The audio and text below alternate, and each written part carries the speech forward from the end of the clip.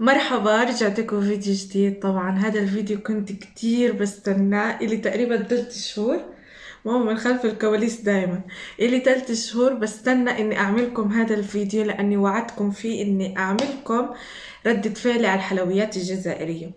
وأنا كنت قاعدة بدور على صفحات على الإنستا أو على الفيس إنه حدا يعمل لي حلويات جزائرية ويبعت لي اياها على تركيا. ماما ايش كانت تحكي؟ كنا بحديثنا انه بنت خالتي شاطره بالحلويات وهيك كلمناها وحكت لي خلص حاعمل لك حلويات جزائريه.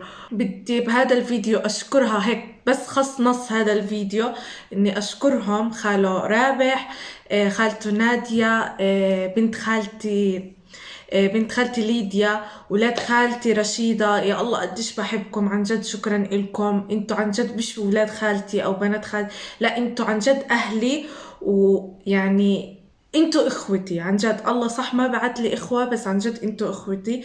كلمة الشكر كتير قليلة عليكم، لانه عن جد حسستوني انه في حدا سائل علي فعليا. صح في غزة كنتوا تبعتولي وتسألولي، بس لما اجيت على تركيا حسيت انه مش عارفة كيف أوصلكم إياها، إنه في صلة قرابة بيننا.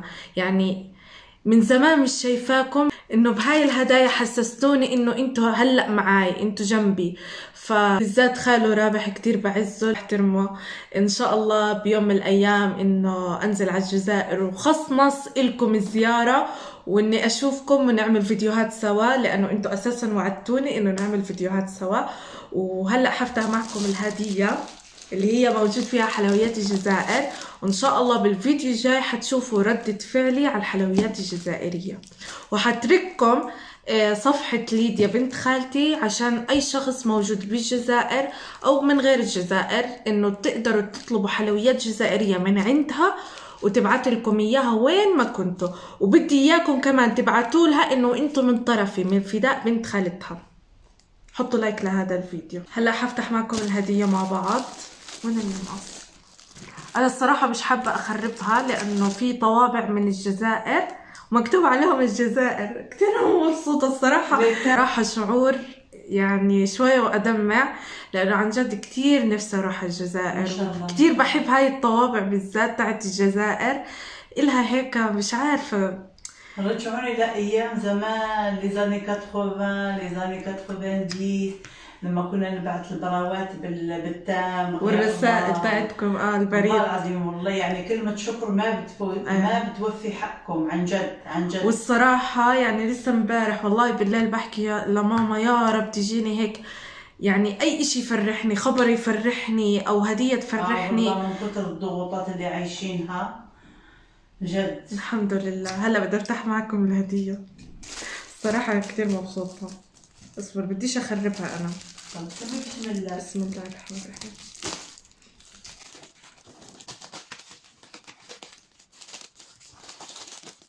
اللي فوق ما بدي اخربه عشان عن جد اللي بيفرح الله بيفرحه. وشكرا كثير أخي رباح، شكرا كثير نادية، شكرا كثير ليديا بتذكر آخر مرة شفتها كانت بالتوجيهي.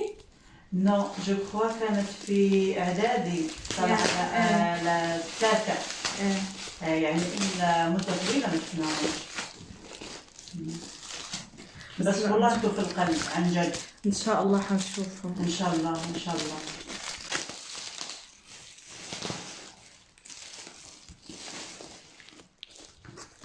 بسم الله. يوه أي طلع في اشياء غير الحلويات. يا ما شاء الله تبارك الرحمن. شوي وعيط وحياة الله. استنى. الجبة اللي قبايلية. لا والله يا الله. لا بدي اعيط عن جد خلاص. والله الصراحة دموعي عيطت، لأنه خالته رشيدة كانت كتير تحبني والله يرحمها. بتمنى منكم تدعوا لها. بتذكر لما كنت في الجزائر ما كانت تقبل انه تشوفني هيك قاعدة لحالي، او كانت تتذكرني دائما بأقل اشياء. يعني حتى لما سجلت بالاكل تبع الجزائر، والله خلت ماما تطلع على السوق وتجيب لي أغراض الجزائر، حتى أغراض المدرسة، حتى المريول تبع المدرسة تبع اللي جابت لي إياه خالته رشيدة، والله لحتى الآن عندي. يعني إن شاء الله إن شاء الله بالفيديو الجاي مع ردة فعلي للحلويات الجزائرية بفرجيكم إياه. وحتى في بلوزة غيرها جابت لي إياها للمدرسة، ولحتى الآن موجودة عندي. ما رضيت أطلع من غزة إلا وأكون معاي هاي الأغراض، لأنه سبحان الله حتى يعني لو خليتهم في غزة، هاي شفتوا إيش صار في غزة، قصف، حتى بيتنا راح، عمارتنا راحت، كل إشي راح في الشارع يعني للأسف الشديد. بس عن جد يا الله حسيت خالته رشيدة هي اللي بعتالي هاي الهدية، وفعلا يعني ولادها هم يعني هما من لحمها ودمها، من ريحتها. وكمان غير هيك عنا مثل في غزة بيحكي إنه الخالة والدة، يعني نفس هي الأم التانية. وفعليا خالته رشيدة صح، انتي خالات التانيات بحبهم وبعزهم وهم بحبوني وهيك، بس خلص خالته رشيدة إلها نسبة حب كتير كبيرة بالنسبة إلي، لأنها وقفت معاي، وقفت مع ماما. مش عارفة ايش بدي احكي لكم، الصراحة كتير حبيتها وحلبسها معاكم بالفيديو الجاي. كتير مبسوطة الصراحة، خليتوني أدمع. هي كتير حلوة، شوفي.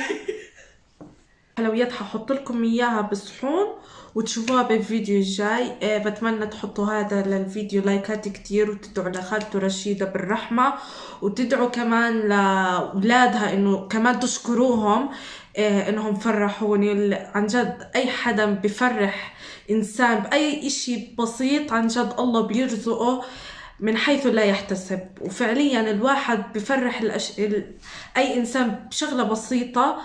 يعني عن جد مش عارفة ايش احكي، بطلت اعرف احكي. طبعا قبل ما انهي معكم الفيديو حفرجيكم شوي لقطات هاي الاشياء الحلويات.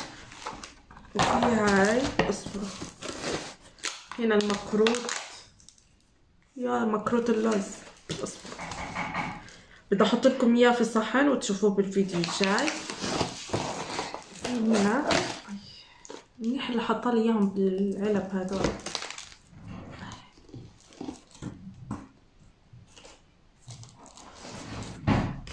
يعني عن جد فاجأتوني وشكرا كتير، ومش عارفة كيف حنهي معكم الفيديو، بس بتمنى تحطوا لهذا الفيديو كتير لايكات وتشتركوا بالقناة عشان تكبر عائلتنا ونعمل فيديوهات أحلى بكتير. وإن شاء الله بالأيام الجاية أروح على الجزائر ونعمل فيديوهات مع الجزائريين واي حدا بيتابعني من الجزائر. شكرا لكم كتير لانه بشوف مسجاتكم وبحبكم كتير. مع السلامة.